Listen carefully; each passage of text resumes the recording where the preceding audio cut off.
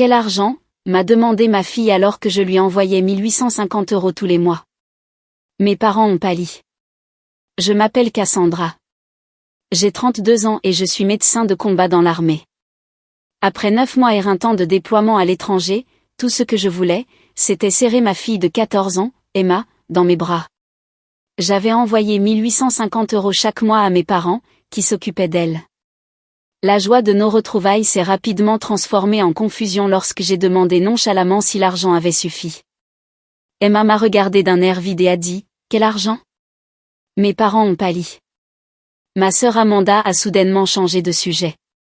J'ai senti mon cœur tomber dans mon estomac. Si vous regardez cette vidéo, laissez un commentaire pour me dire d'où vous la regardez. Et cliquez sur « J'aime » et abonnez-vous si vous voulez découvrir ce qui s'est passé quand j'ai découvert que les 16 750 € destinés à ma fille avaient disparu. Je n'avais jamais prévu d'être une mère célibataire avec une carrière militaire. La vie a une façon de remodeler vos projets quand vous vous y attendez le moins. Il y a 5 ans, mon mari Daniel est mort dans un accident de voiture, me laissant seule avec notre fille de 9 ans, Emma. Nous étions des amours de lycée, nous nous étions mariés jeunes et avions eu Emma quand j'avais 18 ans. Sa mort a fait voler notre monde en éclats, mais je devais trouver un moyen d'avancer pour Emma. L'armée avait toujours été mon plan de secours. Mon père avait servi, et bien que notre relation fût compliquée, je respectais son service. Avec la disparition de Daniel, la stabilité de l'assurance maladie militaire et les avantages pour l'éducation sont devenus de plus en plus attrayants. Je me suis enrôlée comme médecin de combat, combinant ma passion pour les soins de santé avec le service. La solde était correcte, et la structure nous a donné, à Emma et moi, quelque chose dont nous avions désespérément besoin après avoir perdu Daniel, la prévisibilité. Pendant 3 ans, j'ai réussi à éviter un déploiement à l'étranger. Le commandant de mon unité comprenait ma situation et m'a maintenu sur le territoire national. Emma et moi avons trouvé notre rythme. Nous vivions près de la base dans un petit appartement. Elle s'est fait des amis à l'école, a rejoint l'équipe de football, et lentement, son sourire est revenu. Chaque soir, je l'aidais à faire ses devoirs, et le week-end, nous faisions des marathons de films ou des randonnées. Nous guérissions ensemble. Puis sont arrivés les ordres que j'avais tant redoutés. Mon unité médicale était déployée dans une zone de conflit pour 9 mois. Mon estomac s'est noué quand j'ai reçu la notification. Emma avait maintenant 13 ans, elle devenait sa propre personne, naviguant dans les complexités de l'adolescence. C'était précisément le moment où elle avait le plus besoin de sa mère. Mes parents vivaient dans notre ville natale, à environ 2 heures de la base. Ils avaient pris leur retraite anticipée après que mon père a vendu son entreprise de construction prospère. Leur relation avec Emma avait toujours été aimante mais distante, des visites pour les fêtes, des week-ends occasionnels. Ma mère adorait Emma mais avait du mal avec l'énergie qu'une jeune adolescente demandait. Mon père était doux avec elle d'une manière qu'il ne l'avait jamais été avec moi. Ma sœur cadette, Amanda, vivait près de chez eux avec son mari. Ils n'avaient pas encore d'enfants, bien qu'ils aient essayé. Amanda avait toujours été envieuse de ma relation avec nos parents, croyant qu'ils me favorisaient malgré les preuves du contraire. Nous étions cordiales mais pas proches. Avec des options limitées, j'ai approché mes parents pour leur demander de s'occuper d'Emma pendant mon déploiement. Ils ont accepté immédiatement, semblant sincèrement heureux d'aider. Nous avons discuté de chaque détail de ses soins, de son emploi du temps scolaire, de ses activités extrascolaires, de ses préférences alimentaires, de son cercle d'amis et de ses besoins émotionnels. Les arrangements financiers étaient explicites. Je virerais 1850 € par mois sur leur compte, spécifiquement pour Emma. Cela couvrirait sa nourriture, ses vêtements, ses fournitures scolaires, ses activités, ses transports, ses loisirs, et permettrait de mettre un peu d'argent de côté pour son avenir. La somme était généreuse, près de la moitié de ma solde de déploiement, mais Emma méritait chaque centime. Mes parents ont insisté sur le fait que c'était trop, mais je voulais qu'Emma maintienne sa qualité de vie et profite peut-être de quelques extras pour compenser mon absence. J'ai mis en place les virements automatiques via mon compte bancaire militaire. Le premier paiement arriverait le lendemain de l'emménagement d'Emma et continuerait le premier de chaque mois par la suite. J'ai montré à mes parents la confirmation de la mise en place et ils ont accusé réception de l'arrangement. La semaine avant le déploiement fut un tourbillon de préparatifs. Emma et moi avons fait ses valises, visité sa nouvelle école et installé sa chambre chez mes parents. Je lui ai acheté un journal spécial où elle pourrait m'écrire des lettres lorsque les appels vidéo ne seraient pas possibles. Nous avons établi un calendrier de communication en tenant compte du décalage horaire de 13 heures et des restrictions de sécurité. La veille de mon départ, Emma s'est glissée dans mon lit comme elle le faisait après la mort de Daniel. « Tu seras en sécurité, maman » a-t-elle murmuré. Je ne pouvais pas promettre une sécurité absolue, mais je lui ai promis d'être prudente, de penser à elle à chaque décision et de rentrer à la maison. 9 mois passeront vite, ai-je dit sans y croire moi-même, et j'appellerai dès que je le pourrai. Laisser Emma chez mes parents le lendemain matin a été la chose la plus difficile que j'ai jamais faite. Elle a essayé d'être courageuse, mais alors que je montais dans le taxi, elle s'est effondrée. Elle a couru après la voiture, en sanglotant. Mon père a dû la retenir. Alors que je la regardais par la lunette arrière, mes propres larmes coulaient à flots. L'image de son visage rouge et de ses bras tendus m'a hanté tout au long de mon déploiement. Le vol de retour m'a semblé une éternité. Après 9 mois dans un hôpital de campagne poussiéreux à soigner des blessures que je n'oublierai jamais, le sol américain ressemblait au paradis. J'avais réussi à organiser mon retour 3 jours avant Noël, voulant faire une surprise à Emma plutôt que de lui dire ma date d'arrivée exacte. Si quelque chose retardait mon voyage, je ne supporterais pas de la décevoir 2 fois. Ma sœur Amanda est venue me chercher à l'aéroport. Elle semblait tendue, mais j'ai mis ça sur le compte du stress des fêtes. Sur le chemin de la maison de mes parents, elle m'a mise au courant des nouvelles de la famille, évitant soigneusement de mentionner Emma spécifiquement, sauf pour dire « elle a tellement grandi ». Tu vas être choquée. Les retrouvailles avec Emma ont été tout ce dont j'avais rêvé pendant les nuits solitaires en déploiement. Quand j'ai franchi la porte, elle était en train de décorer des biscuits de Noël dans la cuisine. Elle a lâché la poche à douille et s'est jetée dans mes bras avec une telle force que nous avons failli tomber toutes les deux. Je l'ai serrée fort, remarquant immédiatement qu'elle était plus grande, son visage plus dessiné, moins enfantin. « Tu es vraiment là ?» n'arrêtait-elle pas de dire, touchant mon visage comme pour confirmer que j'étais réelle. « Tu m'as tellement manqué, maman. » Mes parents planaient à proximité, leurs expressions un mélange de joie et de quelque chose que je n'arrivais pas tout à fait à identifier. Mon père m'a serré maladroitement dans ses bras tandis que ma mère s'agitait à propos de ma perte de poids et de mon air épuisé. La maison était magnifiquement décorée pour Noël avec un arbre imposant et des décorations élaborées que je ne reconnaissais pas des années précédentes. Cette première soirée a été un tourbillon d'émotions. Nous avons dîné ensemble, Emma assise si près de moi que manger était un défi. Elle touchait à peine à sa nourriture, trop occupée à me parler de l'école, de ses amis et des livres qu'elle avait lus. J'ai remarqué qu'elle portait un jean un peu trop court et un pull aux coudes usés, mais j'ai supposé que c'était juste des vêtements de confort préférés. Quand Emma a mentionné avoir eu du mal à terminer un projet de science parce qu'elle ne pouvait pas se permettre le matériel, une petite sonnette d'alarme a retenti dans mon esprit. Ma mère a rapidement interjeté qu'ils avaient finalement trouvé une solution. Mon père a changé de sujet pour parler de mes expériences à l'étranger, évitant soigneusement toute mention de finances. Alors qu'Emma me montrait ma chambre, j'ai remarqué les nouveaux meubles de mes parents dans toute la maison. Le salon était clairement récent, un style que ma mère avait montré dans des magazines pendant des années. Le bureau de mon père contenait un nouvel ordinateur de bureau qui semblait cher. Dans l'allée se trouvait un SUV récent que je n'ai pas reconnu, qu'Amanda a expliqué être le nouveau jouet de papa. Emma semblait en bonne santé et heureuse dans l'ensemble, mais de petits détails me troublaient. Son téléphone était le même modèle qu'elle avait quand je suis partie, maintenant avec un écran sévèrement fissuré. Quand je lui ai demandé pourquoi elle ne l'avait pas remplacé, elle a haussé les épaules et a dit qu'il fonctionnait toujours bien. Elle a mentionné faire du babysitting pour les voisins et aider dans un café local le week-end pour gagner de l'argent de poche, ce qui semblait inutile compte tenu des fonds que j'envoyais. Cette nuit-là, après qu'Emma se soit endormie dans mon lit, ne voulant pas me laisser hors de sa vue, j'ai vérifié mon application bancaire. Chaque virement avait été effectué exactement comme prévu. 9 paiements de 1 850 € chacun, pour un total de 16 750 €. L'argent était définitivement arrivé sur le compte de mes parents. J'ai envisagé de leur demander directement mais j'ai décidé d'attendre. Peut-être y avait-il une explication simple. Peut-être mettait-il l'argent de côté pour les études d'Emma comme une surprise.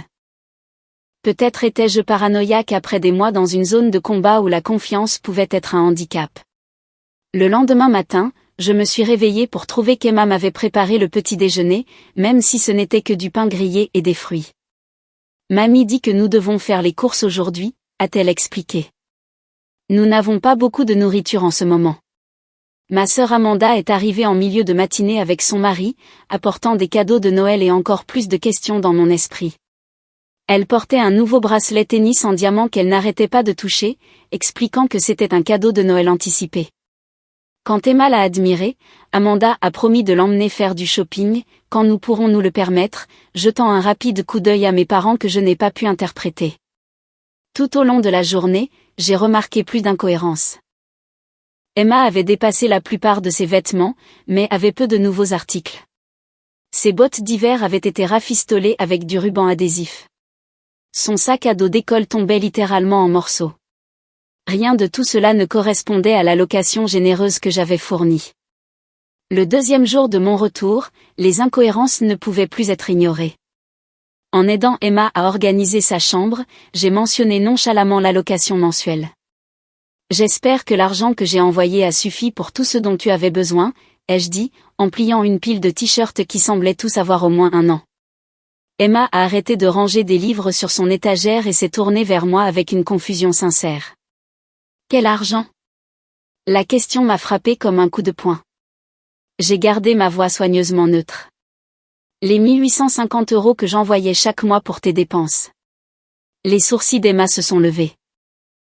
Tu as envoyé de l'argent? Papy et mamie ont dit que tu ne pouvais rien envoyer à cause de tes frais de déploiement. Ils ont dit que nous devions faire attention aux dépenses parce qu'ils payaient pour tout.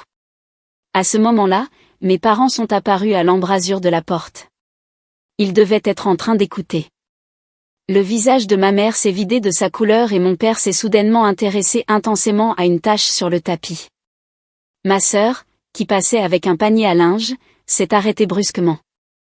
Et, qui veut un chocolat chaud? J'en prépare avec ces guimauves à la menthe poivrée qu'Emma adore.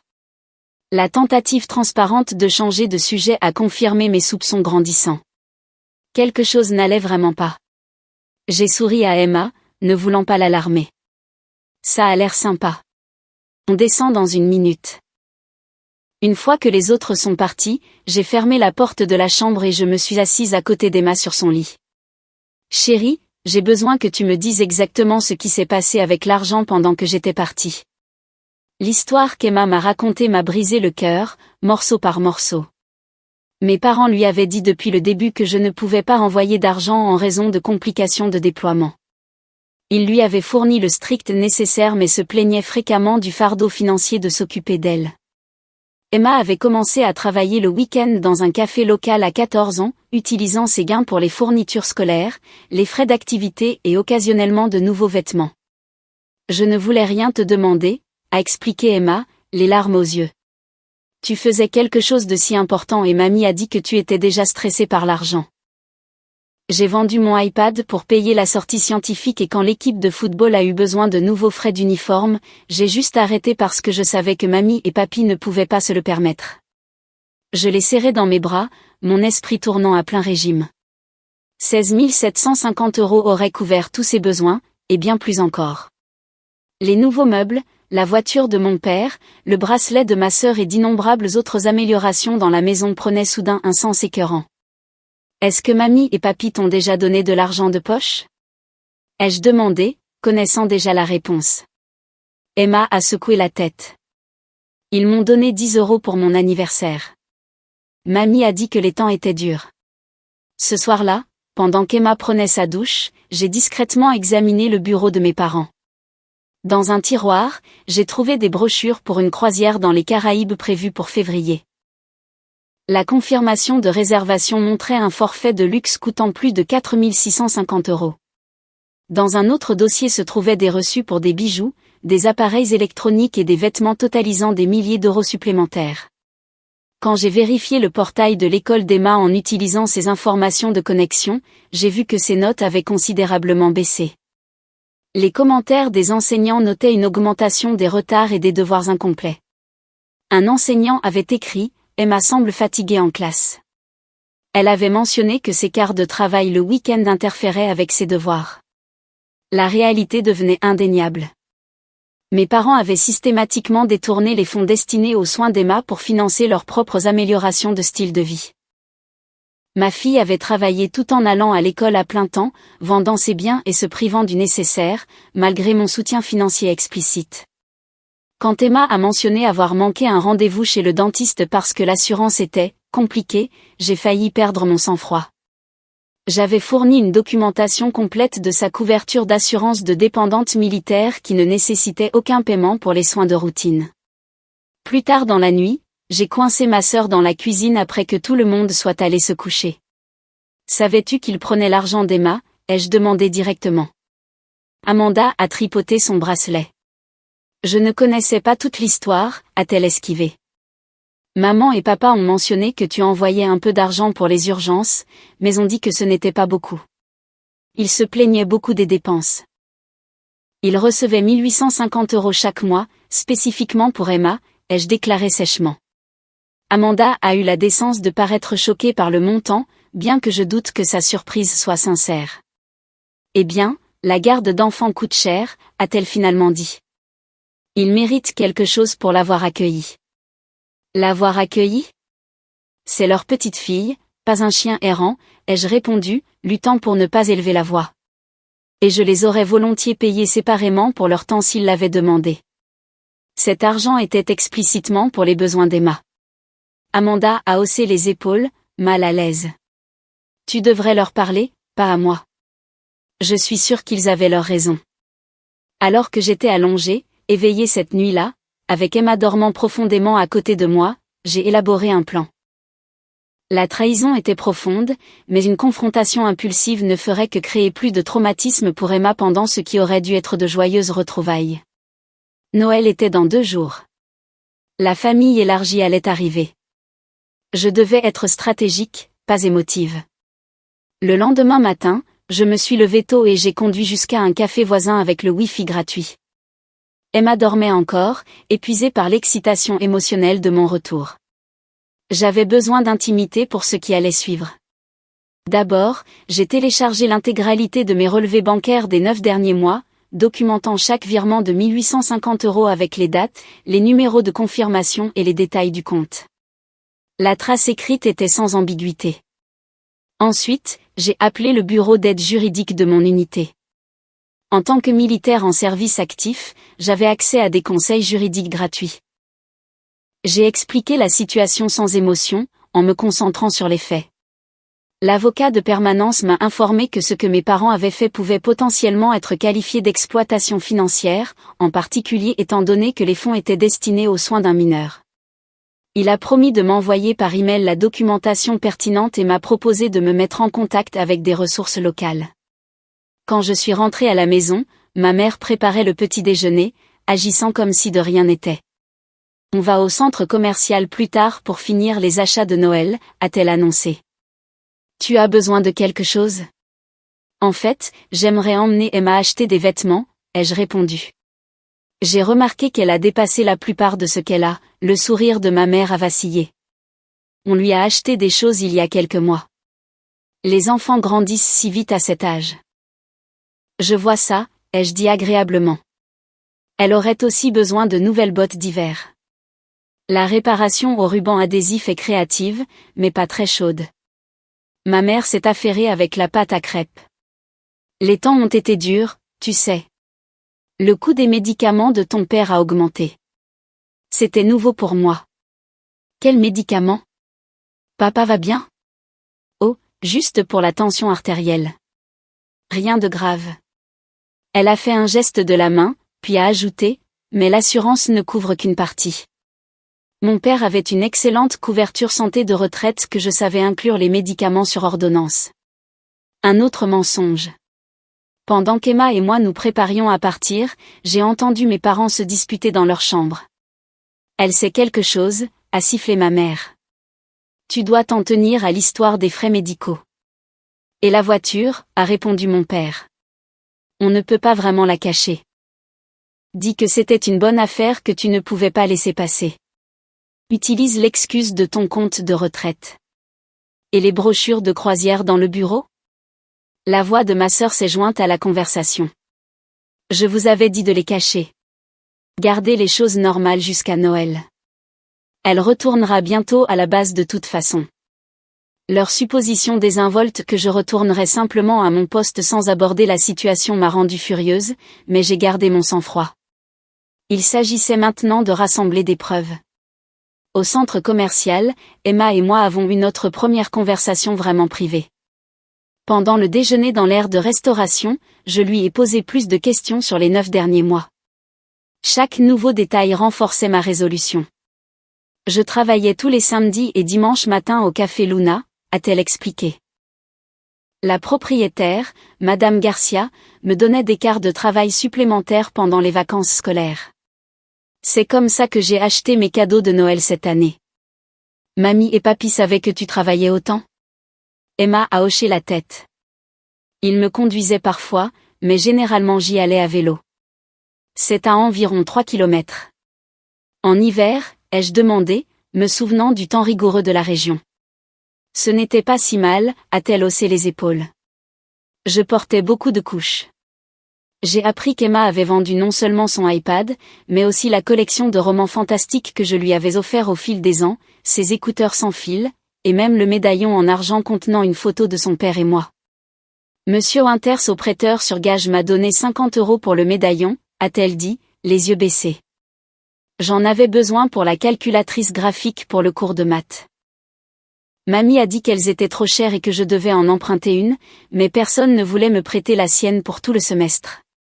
Chaque révélation était une nouvelle blessure, mais j'ai maintenu une attitude de soutien. Tu as fait ce que tu pensais être juste, Emma. Je suis fière de ta débrouillardise, mais j'aurais aimé que tu n'aies pas eu besoin de travailler si dur ou de vendre tes biens précieux. Cet après-midi-là, j'ai insisté pour conduire Emma chez son amie Lily, ce qui m'a donné l'occasion de parler avec la mère de Lily, Kate.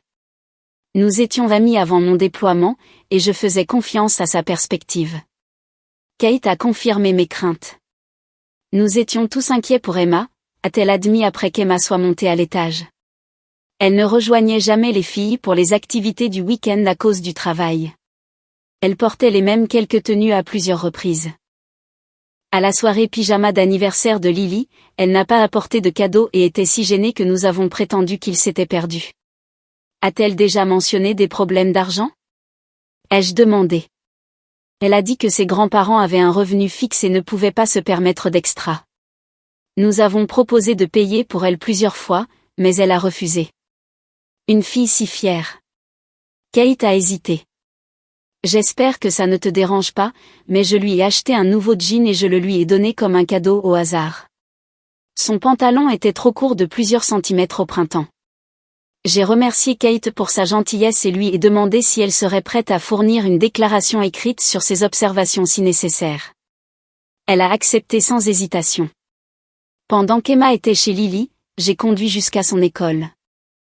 Le bâtiment était fermé pour les vacances d'hiver, mais j'avais pris rendez-vous avec sa conseillère d'orientation, Madame Reynolds, qui avait accepté de me rencontrer brièvement.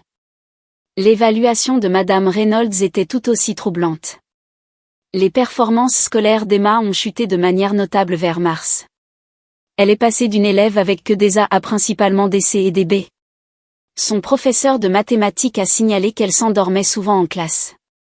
Quand nous en avons discuté, Emma a attribué cela au fait de travailler le week-end à partir de 5h30 du matin. Est-ce que quelqu'un a contacté mes parents à ce sujet? Plusieurs fois. Ils nous ont assuré que c'était temporaire et qu'Emma s'adaptait simplement à votre absence. Quand nous avons suggéré de réduire ses heures de travail, ils ont dit que c'était le choix d'Emma et que ça forgeait le caractère. Madame Reynolds avait l'air troublée. Nous étions préoccupés, mais sans preuve de négligence, nos options étaient limitées. Je l'ai remercié de m'avoir rencontré pendant les vacances et j'ai demandé si l'école avait des documents sur ces conversations.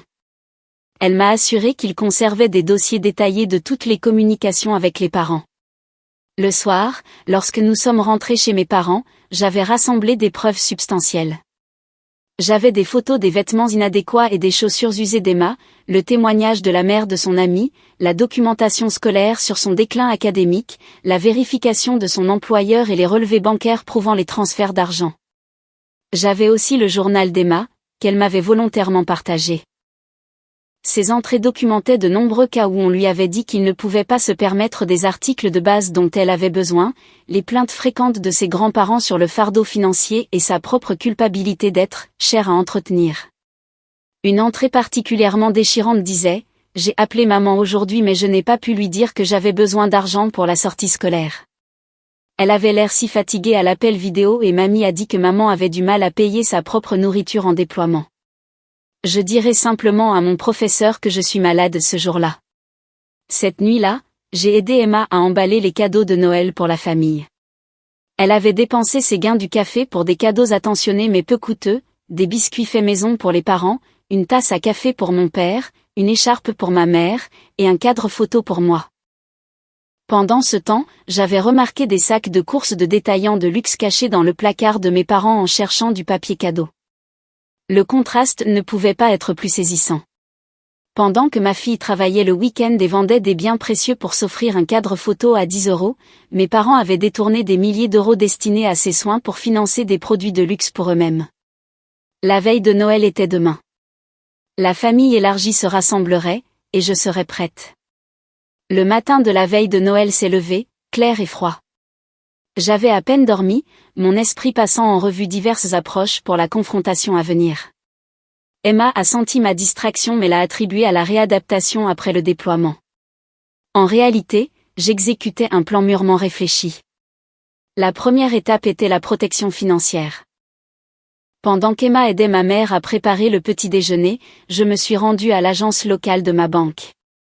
Par précaution, j'avais déjà gelé les virements automatiques de mon compte de déploiement. Maintenant, j'ai ouvert un nouveau compte courant avec Emma comme co-titulaire, transférant des fonds de mon épargne pour couvrir ses besoins immédiats. La banquière, elle-même une ancienne combattante, a accéléré le processus lorsque je lui ai expliqué que je venais de rentrer de déploiement. Ensuite, j'ai appelé le lieutenant-colonel Richard, mon ancienne commandante et une mentor de confiance. Maintenant à la retraite et avocate en droit de la famille, elle m'avait offert ses conseils dans des situations difficiles par le passé. Quand j'ai expliqué les circonstances, son conseil a été mesuré mais ferme. Documente tout, Cassandra. SMS, email, relevé bancaire, photo. La loi de cet État a des statuts spécifiques concernant l'exploitation financière d'une personne à charge qui pourrait s'appliquer ici. Elle a fait une pause. Prévois-tu de les confronter aujourd'hui? La famille élargie sera présente, ai-je expliqué. Les témoins rendent le déni plus difficile. Souviens-toi simplement que tout cela concerne le bien-être d'Emma. Quelle que soit l'approche qui lui causera le moins de traumatisme supplémentaire, elle devrait guider tes décisions. Elle avait raison. Bien sûr, il ne pouvait pas s'agir de vengeance ou même de justice au sens conventionnel. Il devait s'agir de rétablissement, financier et émotionnel, pour Emma. Mon troisième appel a été pour le sergent-chef Martinez de mon unité, qui travaillait maintenant au bureau du JAG. Il a confirmé que les centres de services familiaux militaires pouvaient fournir des ressources, y compris une aide financière d'urgence si nécessaire, bien que mes économies prudentes aient rendu cela superflu. Plus important encore, il a proposé de me mettre en contact avec un défenseur des victimes spécialisé dans les cas de recouvrement financier. La dynamique du pouvoir avec les parents est compliquée, a-t-il noté. Avoir un tiers neutre peut aider à maintenir les limites pendant la résolution. En milieu de matinée, j'avais obtenu une consultation juridique, une protection financière et des ressources de soutien. Venait maintenant l'étape la plus difficile, une conversation privée avec Emma sur ce qui allait se passer. Je l'ai emmenée dans un parc voisin, loin des oreilles indiscrètes. L'aire de jeu d'hiver était déserte, nous offrant de l'intimité sur un banc surplombant l'étang gelé. Chérie, nous devons parler de quelque chose d'important, ai-je commencé. C'est à propos de l'argent que j'ai envoyé pour tes soins pendant mon déploiement. Emma s'est immédiatement tendue. Est-ce que mamie et papy ont des ennuis? Ils ont été gentils de me laisser rester. Il ne s'agit pas de gratitude ou de blâme en ce moment, ai-je dit prudemment. Il s'agit de faits. J'ai envoyé 1850 € chaque mois spécifiquement pour tes besoins. Vêtements, activités scolaires, peut-être quelques expériences amusantes pour rendre mon absence plus facile. Cet argent n'est jamais parvenu jusqu'à toi. L'expression d'Emma s'est effondrée. Ils ont dit que tu ne pouvais rien envoyer. Que s'occuper de moi mettait leur retraite à rude épreuve. Ce n'était pas vrai, ai-je dit doucement. J'ai envoyé plus qu'assez pour couvrir tout ce dont tu avais besoin, et plus encore. Emma a traité cette information lentement, son esprit analytique reliant les points. La nouvelle voiture, les bijoux de maman, la rénovation de la cuisine. J'ai hoché la tête. Possiblement, oui. Son visage a rougi de colère, puis de gêne. J'ai travaillé tous les week-ends à faire du café pour des étrangers pendant qu'ils dépensaient mon argent pour des trucs. J'ai vendu le médaillon de papa. Des larmes ont coulé sur ses joues. Je pensais aider en ne demandant rien. Je pensais que nous luttions tous ensemble. Je l'ai serrée contre moi alors qu'elle sanglotait contre mon épaule. C'était la crudité que j'avais espéré éviter. Pourtant, il était nécessaire qu'elle comprenne qu'elle n'avait rien fait de mal. Tu as aidé, Emma. Tu as montré une responsabilité et une maturité incroyables. Je suis si fière de toi pour ça. Mais tu n'aurais jamais dû avoir à sacrifier ton éducation, tes biens ou ton temps libre limité d'enfant.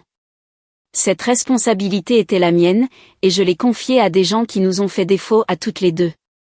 Quand ses larmes se sont calmées, je lui ai expliqué mon plan. Ce soir, quand tout le monde sera là, je vais aborder cela directement. Ce sera peut-être inconfortable. Es-tu d'accord avec ça ou préférerais-tu rester chez la famille de Lily? Emma a redressé les épaules. Je veux être là. Ils m'ont menti toute l'année, maman. Je veux entendre ce qu'ils ont à dire. J'ai hoché la tête, respectant son choix tout en prenant note mentalement de surveiller attentivement ses réactions.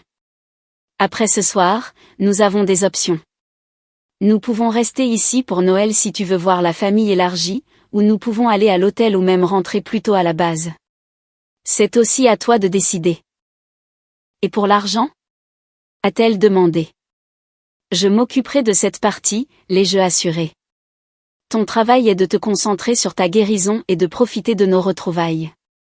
Laisse-moi m'inquiéter du recouvrement financier. Emma a réfléchi, puis a posé la question qui révélait sa bonté fondamentale. Est-ce que mamie et papy iront en prison? Ce n'est pas mon but, ai-je répondu honnêtement. Mon but est la responsabilité et la réparation. Ils doivent reconnaître ce qu'ils ont fait et faire des amendes honorables significatives.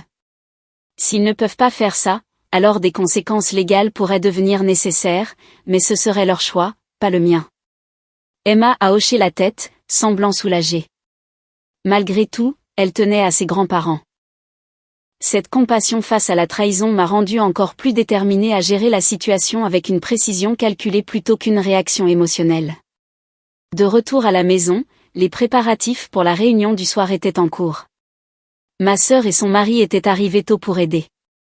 Ma mère préparait des hors-d'œuvre élaborés dans la cuisine, me jetant périodiquement des regards nerveux. Mon père installait des chaises supplémentaires dans le salon, ses mouvements raides de tension tacite. J'ai maintenu une attitude calme et neutre tout en finalisant mon approche. La confrontation devait être directe mais contrôlée, factuelle plutôt qu'accusatrice, et axée sur la résolution plutôt que sur la punition. Plus important encore, elle devait reconnaître l'expérience d'Emma sans la mettre au centre d'une attention inconfortable. Pendant que tout le monde était occupé, je me suis glissée dans le bureau et j'ai connecté mon téléphone à l'imprimante. La documentation que j'avais rassemblée formait un récit convaincant, relevés bancaires montrant les transferts, photos des vêtements inadéquats et des fournitures scolaires d'Emma, registre de travail du café montrant ses quarts de week-end, rapport scolaire documentant son déclin académique, et déclaration de son conseiller pédagogique et de la mère de son ami. J'ai organisé ces documents en 3 dossiers identiques, en ajoutant un résumé dactylographié des événements et un plan de résolution proposé. Un dossier resterait avec moi, un serait présenté à mes parents, et un serait donné à ma tante Suzanne, la sœur de mon père et la matriarche de la famille, dont l'autorité morale était respectée de tous. À l'approche du soir, j'ai aidé Emma à se préparer pour la réunion. Nous avions acheté une nouvelle tenue lors de notre virée shopping, et elle était magnifique et appropriée pour son âge dans un pull festif et un jean qui lui allait vraiment. La simple dignité de vêtements appropriés m'a noué la gorge. Prête, ai-je demandé alors que nous entendions les premiers invités arriver. Emma a serré ma main. Prête, maman.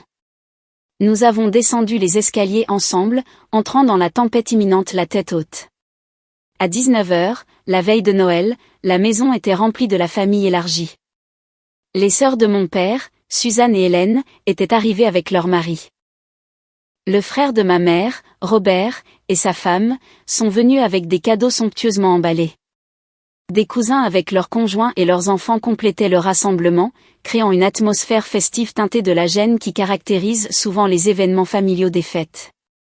Emma est restée près de moi, recevant des câlins et des exclamations sur combien elle avait grandi. Ma sœur Amanda planait à proximité, son sourire figé, mais ses yeux vigilants. Mes parents jouaient les hôtes parfaits, mon père préparant des boissons tandis que ma mère arrangeait des plateaux de nourriture, tous deux maintenant soigneusement l'apparence d'un Noël familial normal. Tante Suzanne m'a prise à part au début de la soirée. « Tu as l'air fatiguée, Cassandra. » Ce déploiement a dû être rude. Le déploiement a été difficile, ai-je reconnu.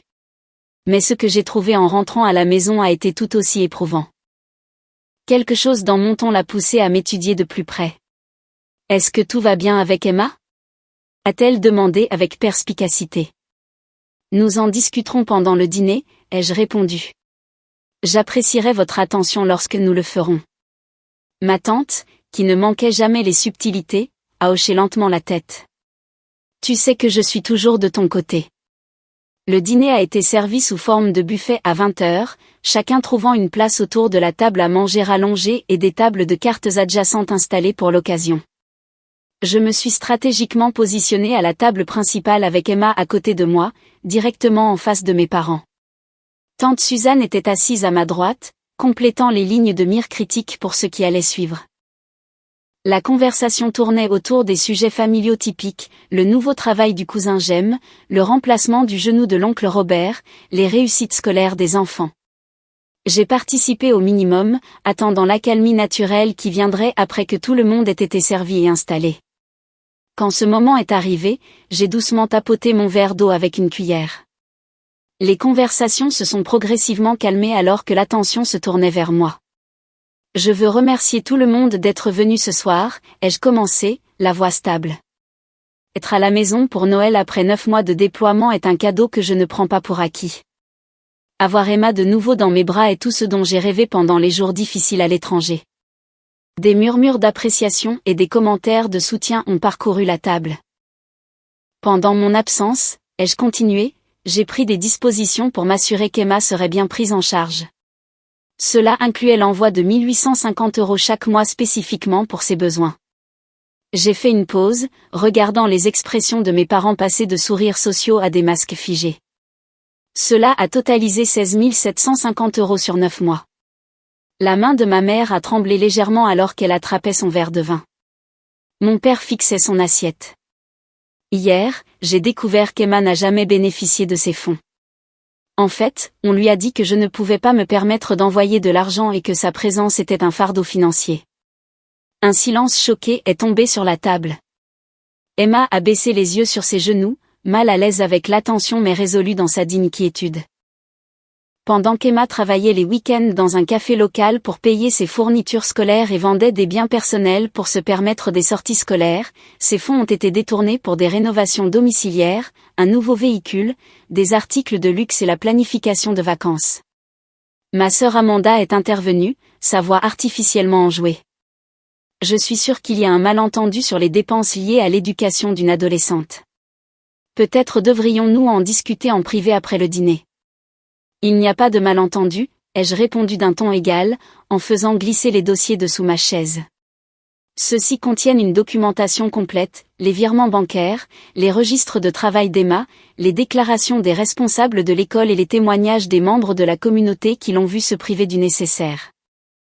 J'ai placé un dossier devant mes parents et j'ai tendu l'autre à tante Suzanne, dont l'expression s'était durcie en quelque chose qui ressemblait au visage de son frère lorsqu'il était particulièrement déçu. Emma a maintenu une moyenne de 3,2 tout en travaillant les week-ends, n'a reçu aucun argent de poche, a manqué des rendez-vous médicaux et s'est vue refuser la participation à des activités scolaires en raison de prétendues contraintes financières. Ma voix est restée mesurée malgré la colère qui brûlait sous mes mots. Pendant ce temps, 16 750 € qui auraient dû lui assurer une vie confortable ont plutôt meublé cette maison et financé des luxes que je découvre encore. Mon père a finalement parlé, sa voix défensive. Attends une minute. As-tu une idée de ce que ça coûte d'élever un enfant de nos jours? Nourriture, services publics, transport. Je le sais, ai-je interrompu. Je l'élève seul depuis 5 ans. 1850 € par mois ont été calculés pour couvrir toutes les dépenses raisonnables, et bien plus encore. Nous n'avons jamais accepté de rendre compte de chaque centime, a dit ma mère, tentant l'indignation. Nous avons fourni un foyer, une surveillance et de l'amour.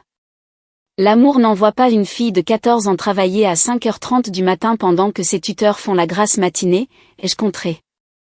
L'amour ne force pas un enfant à vendre le médaillon de son père pour acheter une calculatrice pour l'école. Emma a tressailli à cette révélation, et plusieurs parents ont eu un hoquet de surprise. Mon oncle Robert, toujours le pacificateur de la famille, a tenté d'intervenir. Il y a sûrement eu des malentendus des deux côtés. Il n'y a pas eu de malentendus, a dit Emma soudainement, sa voix faible mais déterminée. Mamie m'a spécifiquement dit que maman ne pouvait pas se permettre d'envoyer de l'argent à cause des frais de déploiement. Quand j'ai eu besoin de 60 € pour la sortie au musée des sciences, elle a dit qu'il ne pouvait pas se le permettre, alors j'ai vendu mon iPad. J'ai travaillé tous les week-ends pendant des mois pour ne pas être un fardeau. L'honnêteté brute de sa déclaration a réduit au silence toute tentative de déviation. Le visage de ma mère s'est décomposé.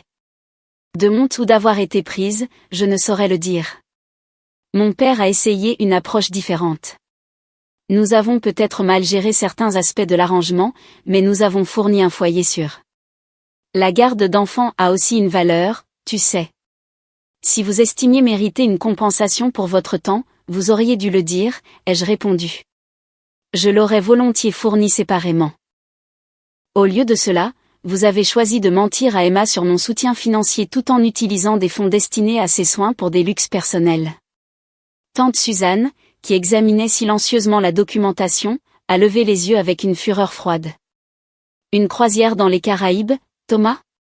Pendant que ta petite fille travaillait comme barista et portait des bottes rafistolées au ruban adhésif? Mon père a eu la décence d'avoir l'air honteux, mais ma mère a tenté une dernière déviation. Nous comptions le rembourser. Nous avons eu des dépenses imprévues cette année.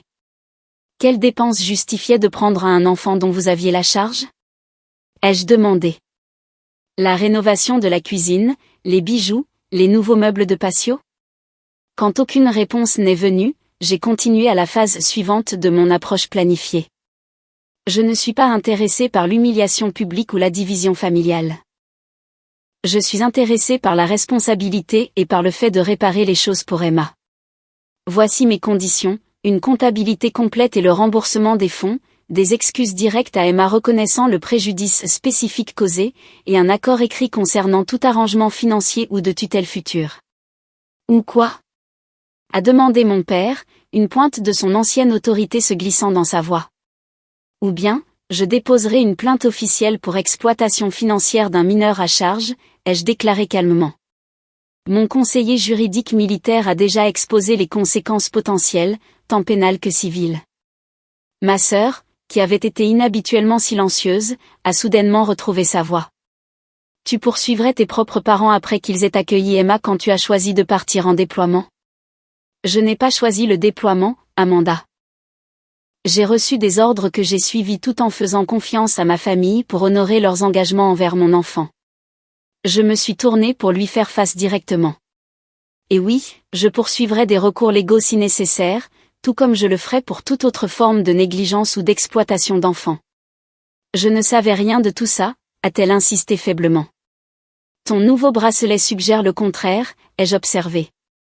Tout comme ta présence lors des conversations sur le fait de s'en tenir à la même histoire concernant l'argent manquant. La famille élargie était assise dans un silence stupéfait. La femme de l'oncle Robert pleurait ouvertement. Tante Suzanne s'était déplacée pour s'asseoir à côté d'Emma, son bras protecteur autour des épaules de ma fille. « Que se passe-t-il maintenant ?» a demandé ma mère, sa voix faible. « Ce soir, rien de plus. C'est la veille de Noël, et je ne priverai pas la famille de leur célébration. Emma et moi participerons comme prévu. » J'ai regardé autour de la table. Mais le 26 décembre, je m'attends à commencer un processus de résolution structuré. Le choix de savoir si cela se fera en privé ou par des voies légales vous appartient. Comme par un signal, la sonnette a retenti. Le moment était une coïncidence, mais l'interruption a servi de ponctuation parfaite à ma déclaration. Mon père s'est levé automatiquement pour répondre. Il est revenu quelques instants plus tard avec une expression surprise, tenant une enveloppe certifiée. « C'est pour toi » a-t-il dit, me l'attendant. J'ai reconnu l'adresse de l'expéditeur du bureau d'aide juridique de la base. Les documents que j'avais demandés plus tôt, des modèles formels d'accords de restitution et de responsabilité financière, étaient arrivés avec un timing dramatique parfait. En prenant l'enveloppe, j'ai simplement dit « merci ». Ceux-ci nous aideront à avancer de manière constructive. Le reste du dîner s'est déroulé par vagues inconfortables de conversations forcées et de silences gênés. Les membres de la famille élargie ont traité la révélation de diverses manières. Certains offrant à Emma de discrets mots de soutien, d'autres tentant de négocier une réconciliation immédiate, quelques-uns observant simplement avec la fascination réservée au spectacle des implosions familiales privées. À travers tout cela, Emma a maintenu un sang-froid remarquable, acceptant le réconfort sans chercher la pitié, répondant aux questions honnêtement mais sans élaboration. Je n'avais jamais été aussi fière de sa force et de sa grâce sous la pression. Plus tard dans la nuit, alors que les invités partaient avec des vœux de vacances discrets, tante Suzanne m'a prise à part. « Je veillerai à ce qu'ils réparent ça », a-t-elle promis. « Ce qu'ils ont fait est inadmissible. »« Merci », ai-je répondu sincèrement. « Mon but est la résolution, pas la destruction. Emma les aime toujours malgré tout. » « Tu es une meilleure personne que je ne le serais à ta place », a-t-elle observé. « Pas meilleure, ai-je corrigé. Juste concentrée sur ce qui compte le plus. Emma a plus besoin de guérison que moi de vengeance. » Alors que nous nous préparions pour le lit cette nuit-là, Emma a posé la question qui l'avait clairement préoccupée. « Serons-nous un jour une famille normale à nouveau ?» J'ai réfléchi attentivement à ma réponse. Nous serons une famille différente, une famille construite sur la vérité et la responsabilité plutôt que sur des mensonges confortables. Que tes grands-parents puissent en faire partie dépend de leur choix maintenant. Emma a hoché la tête, pensive. Je suis contente que tu sois rentrée quand tu l'as fait, maman. Moi aussi, ma chérie, ai-je murmuré, la serrant fort contre moi. Moi aussi. Le coup à la porte le 26 décembre est arrivé précisément à 10 heures du matin. Mes parents, qui avaient maintenu une distance prudente pendant les célébrations du jour de Noël, ont échangé des regards appréhensifs. Ma sœur Amanda et son mari étaient arrivés quelques minutes plus tôt, complétant le cercle des personnes directement impliquées dans la situation. Emma était assise à côté de moi sur le canapé, sa posture reflétant la confiance que nos conversations honnêtes avaient commencé à reconstruire. Tante Suzanne avait insisté pour être présente en tant que témoin familial neutre, se positionnant, littéralement et métaphoriquement, entre les camps opposés du salon. Mon père a ouvert la porte pour révéler M. Harrington, l'avocat du bureau d'aide juridique de la base, qui avait accepté de faciliter notre discussion. Sa présence a immédiatement établi le sérieux des débats sans escalader vers une formalité de tribunal. Merci à tous d'avoir accepté cette médiation, a commencé M. Harrington après les présentations. Mon rôle aujourd'hui est d'aider à structurer une conversation qui aborde les divergences financières survenues pendant le déploiement de Cassandra et d'établir un cadre pour la résolution. La description clinique de ce qui s'était passé comme des divergences financières, plutôt que du vol ou de l'exploitation a donné un ton de résolution de problèmes plutôt que de punition. C'était délibéré, une partie de la stratégie que nous avions discutée pour maximiser les chances d'une restitution réelle plutôt qu'une obstruction défensive. Pendant les 3 heures suivantes, nous nous sommes engagés dans un processus méthodique de responsabilisation. Mes parents, confrontés à la documentation complète que j'avais rassemblée et au conseil doux mais ferme de M. Harrington, ont progressivement abandonné leur posture défensive. Mon père, toujours plus direct que ma mère, a été le premier à reconnaître la pleine réalité de leurs actions. Nous avons bien détourné les fonds, a-t-il admis finalement. Ça a commencé petit, en utilisant une partie du premier paiement pour réparer le lave-vaisselle. Puis il est devenu plus facile de justifier d'en utiliser plus pour d'autres améliorations de la maison, en nous disant que cela profitait indirectement à Emma. Au 3e mois, nous traitions l'argent comme un revenu général. Ma mère, en larmes mais luttant encore avec une admission complète, a ajouté « Nous nous sommes convaincus que nous le méritions pour l'avoir accueilli. Que la garde d'enfants valait une compensation. » Elle a regardé Emma avec un remords sincère. « Mais nous n'aurions jamais dû te dire que ta mère n'en voyait rien. C'était cruel et manipulateur. » Étape par étape, M. Harrington nous a guidés à travers une comptabilité complète des fonds détournés. Le total, y compris la croisière prévue qui avait été entièrement payée, dépassait les 16 750 € que j'avais envoyés. Mes parents avaient littéralement dépensé de l'argent qu'ils n'avaient pas encore reçu, anticipant les futurs virements. Le plan de résolution a pris forme avec une coopération surprenante une fois la reconnaissance complète faite. Mes parents ont accepté un échéancier de remboursement structuré, commençant par l'annulation et le remboursement immédiat de la croisière. Ils vendraient la nouvelle voiture de mon père et retourneraient à leur véhicule précédent. Les récents achats de bijoux de ma mère seraient retournés ou vendus. Pour les fonds qui ne pouvaient pas être immédiatement récupérés, ils se sont engagés à des paiements mensuels de 1 000 € jusqu'à ce que la dette soit entièrement remboursée. M. Harrington a formalisé cela dans un accord juridiquement contraignant qui incluait des conséquences en cas de non-respect. L'élément le plus important de mon point de vue était les excuses directes à Emma. M. Harrington a sagement suggéré que cela se produise sans public. Mes parents ont donc parlé en privé avec Emma pendant que le reste d'entre nous sortait sur le porche. Quand ils sont sortis 20 minutes plus tard, les yeux d'Emma étaient rouges, mais son expression était paisible. Quoi qu'il ait été dit, le processus de guérison avait commencé. Je crois que nous avons une résolution réalisable, a conclu M. Harrington, recueillant les signatures sur plusieurs copies de l'accord. Cela assure la responsabilité tout en préservant les relations familiales, ce qui, si je comprends bien, est l'objectif principal. Alors qu'il se préparait à partir, mon père a posé la question qui le préoccupait clairement. Auriez-vous pu engager des poursuites pénales pour cela ? M. Harrington a hoché la tête solennellement. L'exploitation financière d'une personne à charge est prise très au sérieux, en particulier lorsque le tuteur se voit confier des fonds pour les soins de la personne à charge. La tromperie documentée et les difficultés qui en ont résulté pour la mineure auraient constitué un dossier solide. La gravité de ce qu'ils avaient évité de justesse s'est visiblement installée sur les épaules de mes parents. Ma mère a murmuré « Merci de ne pas avoir pris cette voie. » Il ne s'agissait jamais de punition, ai-je répondu calmement. Il s'agissait de réparer les choses pour Emma. Dans les semaines qui ont suivi, notre nouvelle réalité a pris forme. Emma et moi sommes restés en ville jusqu'au Nouvel An, séjournant dans un hôtel plutôt que chez mes parents. Cette séparation physique a fourni un espace émotionnel pour que chacun puisse traiter ce qui s'était passé tout en maintenant le lien familial qu'Emma voulait encore.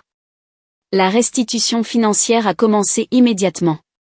Mes parents ont vendu la nouvelle voiture en quelques jours, appliquant le produit de la vente au solde restant. Ma mère a retourné les vêtements non portés et les articles ménagers non utilisés. Mon père a accepté un travail de consultant pour compléter leurs revenus de retraite, permettant les paiements mensuels. Les besoins physiques d'Emma étaient plus faciles à satisfaire que ses besoins émotionnels. Nous avons remplacé son téléphone obsolète et ses vêtements usés. J'ai insisté pour racheter le médaillon de son père au prêteur sur gage, payant bien au-dessus de la valeur marchande pour compenser la perte sentimentale.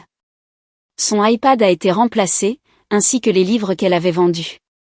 La guérison plus profonde a nécessité des conseils professionnels.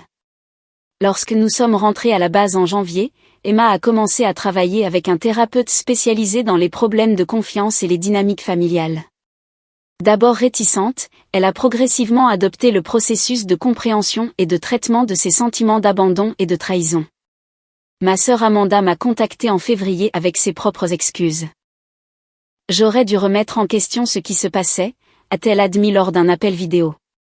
J'ai vu les signes mais j'ai choisi de détourner le regard parce que c'était plus facile. As-tu aussi bénéficié de l'argent, ai-je demandé directement. Son hésitation a répondu avant ces mots. Le bracelet était un cadeau de maman. Je ne savais pas spécifiquement d'où venait l'argent, mais j'aurais dû me demander comment ils pouvaient se le permettre alors qu'ils étaient censés avoir des difficultés avec les dépenses d'Emma. Notre relation est restée tendue mais civile, avec un potentiel d'amélioration grâce à une honnêteté continue. En avril, les performances scolaires d'Emma étaient revenues à leur excellence antérieure. Libérée du fardeau du travail du week-end et du stress financier, elle a rejoint l'équipe de football et a développé de nouvelles amitiés. La résilience de la jeunesse, combinée à un soutien approprié, a permis sa guérison plus rapidement que je n'avais osé l'espérer. Mes parents ont maintenu leur échéancier de remboursement avec une conformité parfaite. Au bout de 6 mois, ils avaient remboursé près de 12 000 € par divers moyens. Plus important encore, ils ont respecté les limites que nous avions établies, ne faisant jamais pression pour avoir plus d'accès à Emma qu'elle n'était à l'aise de donner. Lorsque ma mission actuelle s'est terminée en juin, j'ai demandé une mutation dans une unité sans rotation de déploiement. Cela a nécessité de refuser une opportunité de promotion, mais la stabilité d'Emma primait sur l'avancement de carrière. Nous avons déménagé dans une petite maison près de la nouvelle base, établissant notre propre foyer après des années d'arrangement temporaire. Le thérapeute d'Emma a suggéré des visites soigneusement structurées avec mes parents dans le cadre du processus de guérison. La première, une excursion d'une journée dans un lieu neutre, a été gênante mais productive. Mon père, toujours plus à l'aise avec l'action que les mots, avait préparé une boîte à bijoux faite à la main pour contenir le médaillon retrouvé. Ma mère avait compilé un album de photos d'enfance d'Emma, reconnaissant l'importance de préserver les liens avec son passé. À la fin de l'été, nous avions établi une nouvelle normalité. Emma passait les week-ends avec des amis plutôt qu'à travailler. Elle a commencé le lycée avec confiance et des limites claires. Mes parents ont continué leurs amendes par des paiements constants et des interactions respectueuses. Ma sœur et moi avons maintenu une communication limitée mais en amélioration. La trahison ferait toujours partie de notre histoire familiale, mais elle ne définirait pas notre avenir. Les leçons douloureuses de responsabilité, de pardon et de confiance conditionnelle nous avaient tous transformés. La semaine dernière, Emma a demandé si ses grands-parents pouvaient venir pour Thanksgiving. Pas pour rester avec nous, a-t-elle précisé, mais peut-être dîner ensemble. Je crois que je suis prête pour ça. Sa capacité à un pardon mesuré m'a rendue humble. Si tu es prête, alors oui, ai-je accepté. La famille, c'est compliqué, mais ça reste la famille. En réfléchissant à notre parcours, de ce moment choquant de « quel argent ?» à la reconstruction prudente d'aujourd'hui, je me souviens que la confiance, une fois brisée, ne peut jamais être parfaitement restaurée. Mais quelque chose de nouveau et de potentiellement plus fort peut pousser à sa place. Une relation fondée sur la responsabilité, des limites claires et une confiance gagnée plutôt que supposée. Si vous avez connu une trahison familiale ou une exploitation financière, sachez que la guérison est possible. Établir des limites n'est pas égoïste. C'est nécessaire pour guérir. La responsabilité n'est pas la vengeance. C'est le fondement de toute relation saine. Et protéger ceux que nous aimons signifie parfois faire des choix difficiles que les autres peuvent ne pas comprendre. Avez-vous déjà eu à reconstruire la confiance avec des membres de votre famille? Quelles limites avez-vous dû établir? Partagez vos expériences dans les commentaires ci-dessous. Si cette histoire a résonné en vous, veuillez vous abonner pour entendre d'autres récits de résilience et de guérison. Merci de m'avoir écouté et souvenez-vous, même les blessures les plus profondes peuvent guérir avec des soins appropriés et du temps.